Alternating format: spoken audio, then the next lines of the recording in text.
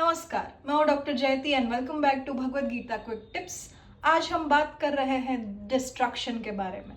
दूसरे अध्याय के 62 और 63 श्लोक में श्री कृष्ण ने कहा है, ध्यायतो विषयान पुंसः संगस्तेषुपजायते संगात् संजायते काम कामात् क्रोधोऽभिजायते क्रोधात् भवति सम्मोहः सम्मोहात् स्मृतिविभ्रमा स्मृतिभ्रंशात् बुद्धिनाशो बुद्धिनाशात् प्रणश्यति। यानी कि जब मन जो है वो ऑब्जेक्टिव प्लेजर्स में अटैच हो जाता है, ऑब्जेक्टिव प्लेजर्स से यहाँ पे मतलब है जो भौतिक सुख होते हैं, बंगला, गाड़ी, पैसा, ऑपोजिट जेंडर के साथ का अट्रैक्शन, जो हम प्यार के नाम पे लस्ट की तरफ जाते हैं, वो सारी जो भावनाएं, हमारी एक्सपेक्टेशंस जो होती हैं, उनको बोलते हैं ऑब्जेक्ट्स। मटीरियल प्लेजर है वो, मटीरियल प्लेजर के हम रिजल्ट्स से अटैच हो जाते हैं तो वो रिजल्ट्स जो है वो लस्ट पैदा करते हैं। लस्ट यानी कि सिर्फ सेंशुअल प्लेजर का लस्ट ये नहीं होता है। लस्ट का मतलब है वासना, जो आपको किसी भी चीज़ के लिए हो सकती है। कुछ भी पाने की एकदम तीव्र इच्छा जो होती है उसको वासना बोलते हैं। तो वो जो है वो जब प्लेजर, जो हमारा गोल है, वो अचीव नहीं हो पाता है, तब जो है क्रोध उत्पन्न होता है, यानी कि फ्रस्ट्रेशन जनरेट होती है।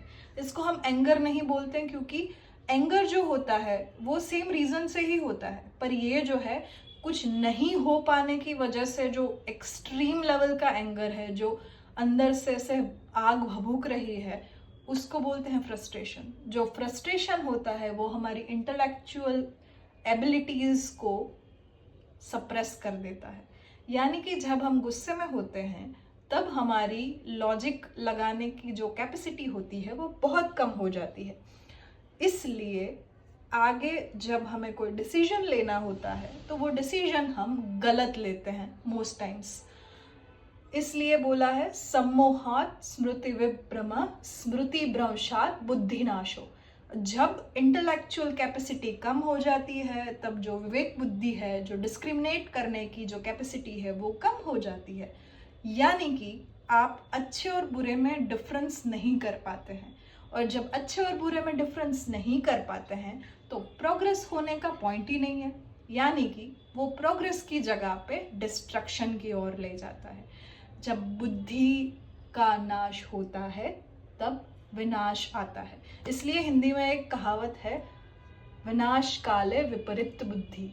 यानी कि जब विनाश होने का होता है तब बुद्धि जो है वो ऐसे डिसीजंस लेती है जो आपके हित में ना हो।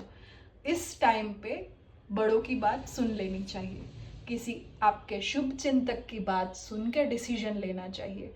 आपके क्रोध को काबू में करने के लिए आपकी सारी जो 11 इंद्रियां हैं सबको आपके कंट्रोल में रखना चाहिए। और उसके लिए हम आगे बात करेंगे कि हम अपनी डिज़ायर्स को राइट डायरेक्शन में ले जाने के लिए क्या कर सकते हैं। पर अभी बात यह है कि मैं ऐसे नहीं बोल रही हूँ कि सेंशुअल प्लेजर या मटीरियल प्लेजर गलत है।